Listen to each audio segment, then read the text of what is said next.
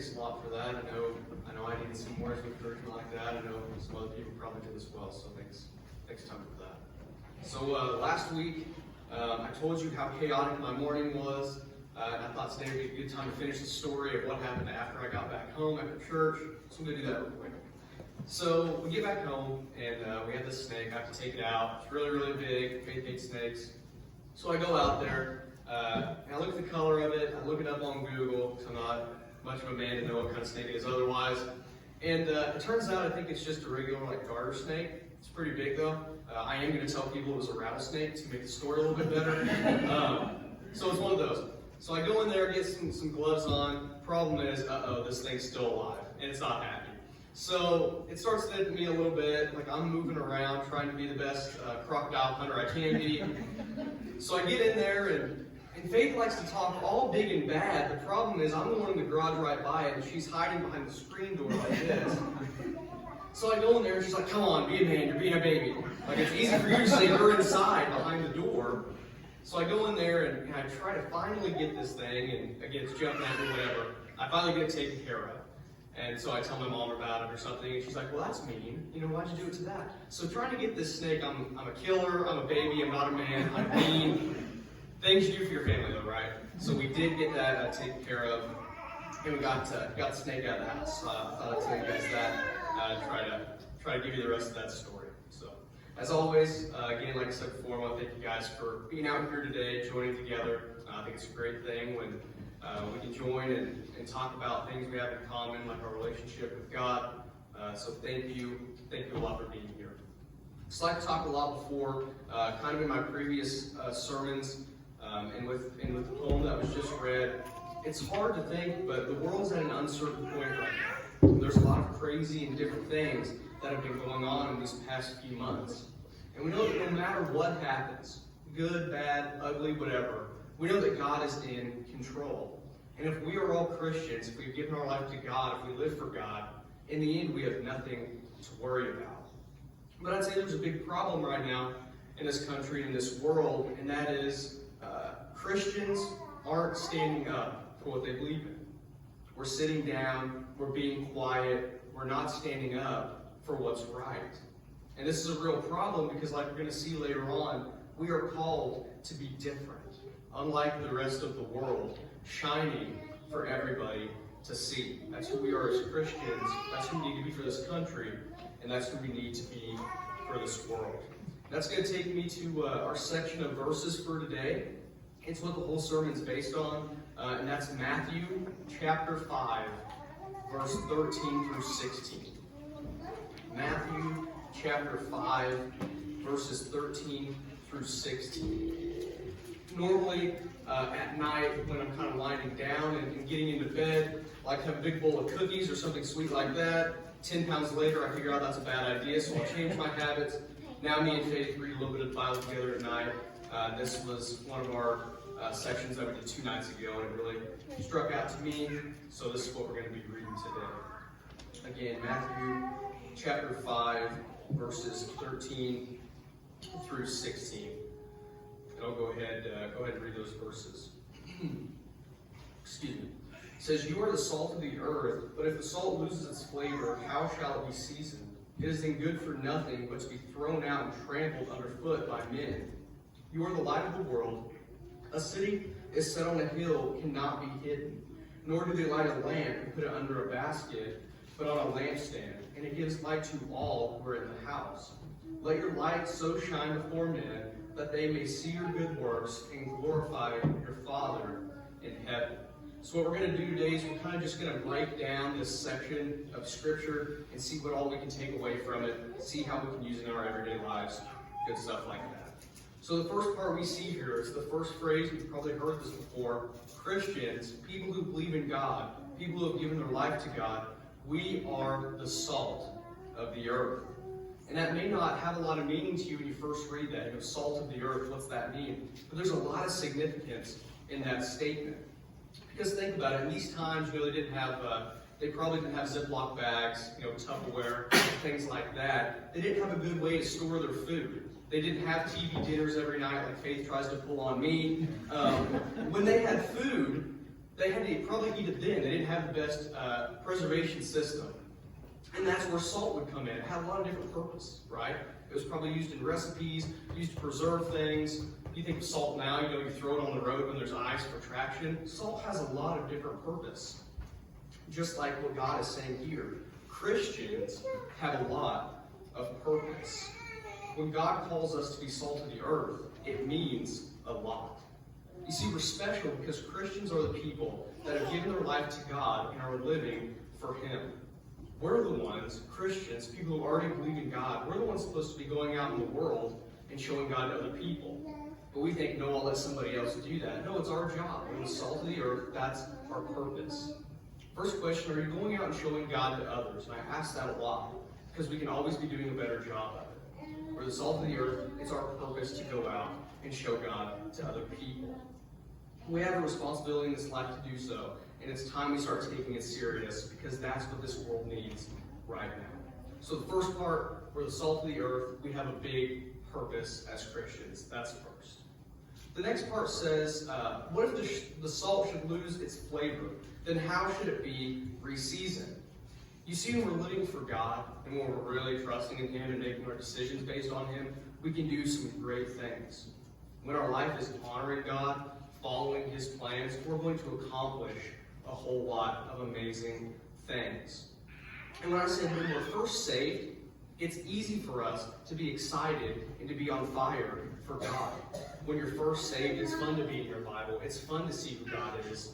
But over time, that kind of wears away. I remember the time I was, I say the time like it happened more than once. I remember when I was saved, probably around 15, 16 years old at Samaria. And I remember after that homecoming service, I was so excited that I walked out and I called my mom. I went to call her and tell her that I gave my life to God. I was so excited. And that's how excited I was when I first figured out who God was. And maybe you were too. I remember junior high years going to church camp, Lake Salatisca. A lot of my friends and me went. It was always a super, super fun time. And by the end of the week, we're always so on fire for God. I remember we, one night when we were having worship, we stood there and sung the same song over and over and over again because we were in such a great mood and so happy to be with God. But when we come home, maybe a few weeks later or so, we start to lose that fire. We're not in our Bible. We're not with people who really care about God as much, and we lose our fire. Same thing's true with the car, right? When we went down to Florida, we had to fill up our car multiple times. But as Christians, what we like to do is we like to get to empty and then expect something else to get us going again. It's our responsibility. So we have two options. We can either start that fire back up when we lose it, or we can try our best not to lose it in the first place. So how do we do this? Well, most of the time we lose our fire through God because we get bored. We get bored in our relationship with Him. So my recommendation to you is keep your relationship with God excited. Try new things. Try your hardest to see who He really is. We talk about taking chances and doing new things, but do we actually do it? Or are you just coming to church on Sunday and not really giving any other thought to God throughout the remainder of the week? You see, that's a recipe to get bored and to have a receding relationship with God. God says what you're supposed to do with salt when it's lost its flavor. The real question is, what good is a Christian when they've lost their fire for God? Salt shouldn't lose its flavor, or it probably won't be used. If you lose your fire for God, you probably won't be used to show Him to other people. So the next part says that if the salt has lost its flavor, then it's lost its purpose and will be trampled on by many. I'll tell you, if you're not living for God, if you're not living for Jesus, you're still living for something, but that's the world. And notice that it says the salt will be trampled on by men. If you're living for the wrong things today, you're going to be trampled on by the rest of this world. I promise you that, because I spent a lot of my life doing that. Because the truth is, no one truly cares about you the way God does. And that's hard to understand, but not even your parents, not even your children, your brother, your sister, your spouse. God cares about you most of all, and He's the one that we need to be living for. And that's not debatable. Yet people live for other people every day, and they're left alone feeling empty because they're not worshiping the God they're supposed to. You know, when you start looking at the stats of depression, anxiety, and things like that, they're at an all-time high right now in today's world. And my sister, she's here, she's a mental health nurse, she can probably tell you that's the truth.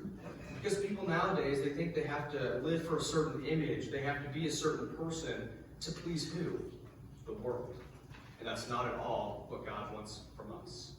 You see, I don't think you can have a truly healthy life until you're only living for one thing, and that is Jesus. 100% for Him and nobody else. Just like when salt loses its flavor, it's thrown out and trampled on by men. If you're not living for God, you are going to be trampled by the world that we live in. And that's the truth.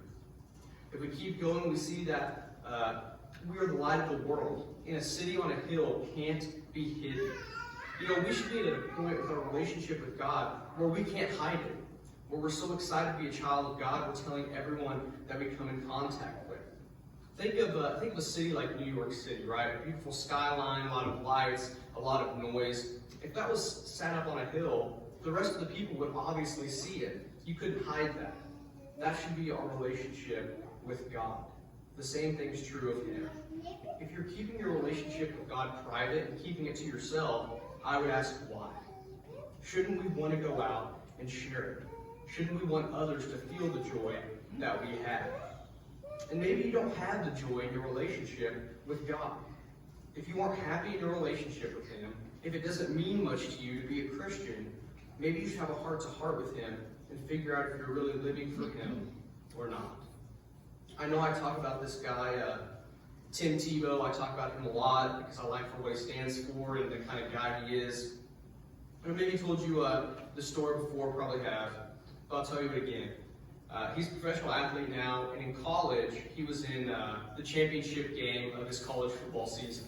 And millions of people watched this on TV. He was seen by so many people because he's the quarterback, and the play always has him in it. And so he said that he thought that day, you know, millions of people are going to watch me today on TV. So how can I show God to all these people? And so he came up with a plan that on his eye black that they wear to keep the sun out of their eyes, they do it at night too, so tell me how much sense that makes, I don't know. But he said on his eye black, he wrote John 3:16, probably the most famous verse of the Bible. He wrote that on there and did nothing else.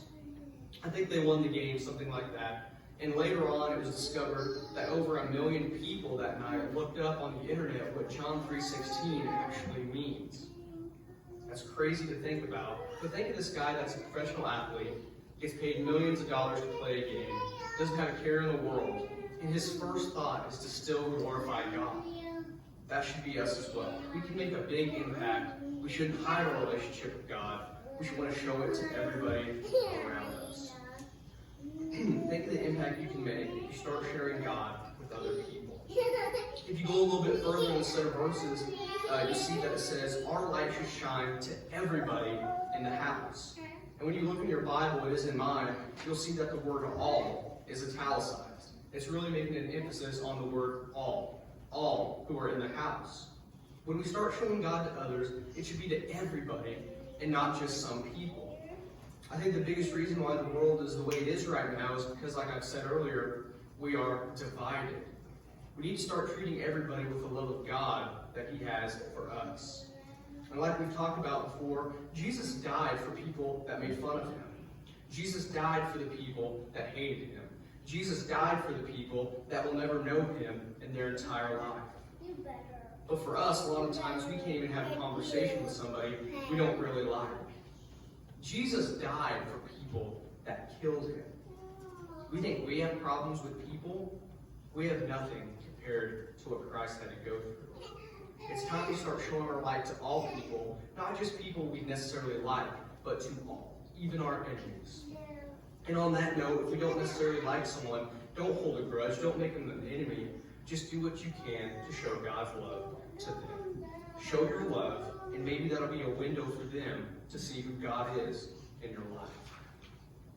And the last part of the verse says, so let your light shine before men, so that they may see your good works and glorify your Father in heaven. You know, we did some work yesterday. When you're looking at trees and when we're going to cut some down, We don't go to the inside of the tree to see what kind it is. That'd be silly if we had to cut inside the tree and say, okay, yeah, that's a cherry, or okay, that's a maple. That'd be silly. We don't do it like that. What we do is we look at the characteristics. We look at the leaves. We look at the branches. We look at the structure of the tree. And then we know what kind of tree it is. Same thing's true of a Christian.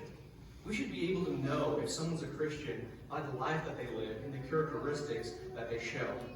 You know, if you went to the county fair, if we were going to have one, if you went to the county fair and saw a pink animal with a curly tail and it oinked at you, you'd probably say it's a pig. But what if someone tried to tell you, no, that's not a pig, that's a cow? You'd probably argue with that person. You'd say, I'm from Edwards County, I know what a pig is, right? But people do this all the time. They say, yeah, I don't have any characteristics of a Christian, I don't do any of that stuff, but I am a Christian, trust me. We have to start showing people what being a Christian really is. Show it to every single person on earth with the purpose of glorifying God through it. So now's the final question as we wrap up. Why give a sermon based all around Matthew 5, 13 through 16? And the main answer is because it's time for us as Christians to stand up for what we believe in and stand up for what we know is right. And don't just know what's right. Start showing it so that maybe other people can find out what's right and what's holy and what's good also. You see, Christians are the salt of the earth. We're people of God. Don't lose your purpose. Don't cover your light. Maybe you've never shined your light before. You've never had a real relationship with God. Maybe you're saying, yeah, I'm living for myself a lot. I'm not really living for God. If you have any doubts today, it's time to fix it. Because as always, the choice is yours. Pray with me.